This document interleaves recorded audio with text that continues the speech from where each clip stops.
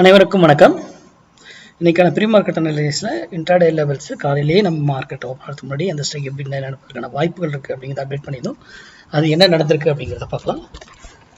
First of all monthly level, weekly level எல்லாமே முடிஞ்சுது. இந்த மந்தோட இந்த இன்னைக்கோட முடிஞ்சது டேட்ஸ் எல்லாமே. அந்த லெவல்ஸ் எல்லாமே நான் ஆல்ரெடி மந்த் பிகினிங்லேயே அந்த லெவல் மந்த் லெவலும் வீக்லி பிகினிங் வீக்லி லெவல் அதுக்கான போஸ்ட் மார்க்கெட் ரிப்போர்ட் ஆல்ரெடி முன்னாடி போட்ட வீடியோஸ். இது இன்னைக்கு இப்போ இன்ட்ராடேக்கான ஆப்ஷன் லெவல்ஸ். இது வைத்து மட்டும்தான் ஆப்ஷன் பையிங் பண்ணணும். அதை வச்செல்லாம் ஆப்ஷன் பையிங் எல்லாம் பண்ணக்கூடாது. ஓகேங்களா?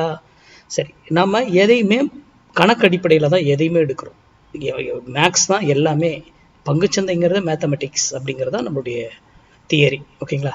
அப்போது indicator, pattern, moving average, price action, open interest இதெல்லாம் எதையுமே பார்க்கக்கூடாது. நியூஸு எதையும் காதலியே வாங்கக்கூடாது. மேக்ஸ் என்ன சொல்லுது அதுதான். ஓகேங்களா? நம்ம கிளாஸ் செப்டம்பர் 15 ஸ்டார்ட் ஆகுது. இதோட லாஸ்ட்டு ஆப்ஷன் கிளாஸு. அதுக்கப்புறம் அடுத்த வருடம் மட்டுமே கிளாஸ் இருக்கும். என்னுடைய ஃபோன் நம்பர்ஸ் டிஸ்கிரிப்ஷன் பாக்ஸில் இருக்குது. யார் யார் டீட்டெயில் கேட்டிங்களோ அவங்களுக்கெல்லாம் நான் டீட்டெயில் வாட்ஸ்அப்பில் அனுப்பியாச்சு. வேணுங்கிறவங்க அந்த ரூல் இருக்குது, அது கேட்டுக்கோங்க. ஃபோன் பண்ணி கேட்டு எல்லாருக்கும் சொல்லிட்டேன்னு நினைக்கிறேன். பேமெண்ட் டீட்டெயில்ஸ் நான் அப்டேட் பண்ணுறேன். நான் கண்டிப்பாக அப்டேட், ஏன்னா நான் எல்லாத்தையும் நானே ஃபாலோ பண்ணணும். அதனால் நியராக வரும்போது நான் அப்டேட் பண்ணுறேன். 15ஆம் தேதி ஒரு வாரம் 10 நாள் முன்னாடி வரும்போது நான் அப்டேட் பண்ணுறேன். ஓகேங்களா?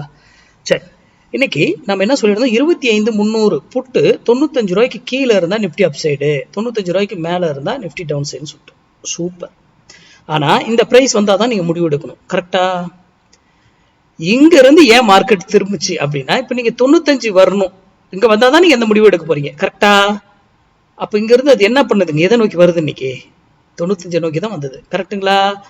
அப்போ இன்னைக்கு ஃபுல்லா அப்சைடு ஏறி இருக்கும். ஏன்? 95ங்கிற வேல்யூ இதுக்கு கீழே இருக்கு. அதனாலதான் இன்னைக்கு வித்தியாசமா இருக்கட்டும்னு கொடுத்தேன். புரிதுங்களா? 95 மார்க்கெட்டு கரெக்டா பிளானிங் படி எல்லாரும் என்ன 95 வரும்போது தான் நீங்க எங்க என்ட்ரி எடுக்க போறீங்கன்னா முடிவு பண்ண போறீங்க. கரெக்டா? 95 வரல. காலையில இருந்து அது எங்கேயோ இருக்கு, சம்மந்தம் இல்லாத இடத்துல. அங்க இருந்து இப்போ இதை நோக்கி வந்துகிட்டு இருக்கு அப்படிங்கிறது மீனிங். இதைத்தான் புரிஞ்சுக்கணும். எல்லாரும் போல நாம ஒரு இந்த சைக்கிள் இல்ல, 25,300ல 25,200 கொடுக்கலாம், 25,100ல கொடுக்கலாம், 25,000 கொடுக்கலாம், 25,400லையும் கொடுக்கலாம். எனி ஸ்ட்ரைக்ஸ் ஐடென்டிஃபை பண்ணி நம்மளால கொடுக்க முடியும். அப்போ இன்னைக்கு எவ்ரி டிப் ஆனது மார்க்கெட்டு ஏறி இருக்கும், ஏற மார்க்கெட்டு இறங்கி இருக்கும் ஃபர்ஸ்ட் ஹாஃப்ல. அதுக்கப்புறம் எவ்ரி டிப் இன்னைக்கு மார்க்கெட் புட் சைடு இருந்திருக்கவே கூடாது அப்படிங்கிறதுக்கான காரணம் மட்டும் தெளிவா இருந்தது. இன்னைக்கு மார்க்கெட் அப்படி ரொம்ப சைட்வேஸ் சார், ஒன்றுமே மூவ்மெண்ட்டே இல்லை சார் அப்படின்னுவாங்க. ஆப்ஷன் பையர்லாம் இந்த மாதிரி மார்க்கெட்லாம் கிடைக்கணுங்க. எத்தனை என்ட்ரிஸ் இன்னைக்கு கணக்கே இல்லை, அவ்வளோ என்ட்ரிஸ். இந்த மாதிரி மார்க்கெட்ல ட்ரேட் பண்ணும், இந்த மாதிரி மார்க்கெட்ல ஆப்ஷன் பையர் ஒதுங்கி இருக்கணும் அப்படின்னு சொல்லுவாங்க எல்லாரும். ட்ரேடர்லாம் இந்த மாதிரி மார்க்கெட், இது ஆப்ஷன் பையருக்கான மார்க்கெட்ல, செல்லர்ஸ்க்கான மார்க்கெட், இது சைட்வேஸ் மார்க்கெட்டு அப்படின்னு. அப்படின்னா உங்களுக்கு ஆப்ஷன் பையிங்க பற்றி எதுவும் தெரியவில்லை என்று அர்த்தம். அதனால உங்களுடைய லேர்னிங் இது மேக்ஸஸ் சார்ந்து ப்ராக்டிஸ் பண்ணுங்க. நன்றி, வணக்கம், வாழ்க வளமுடன்.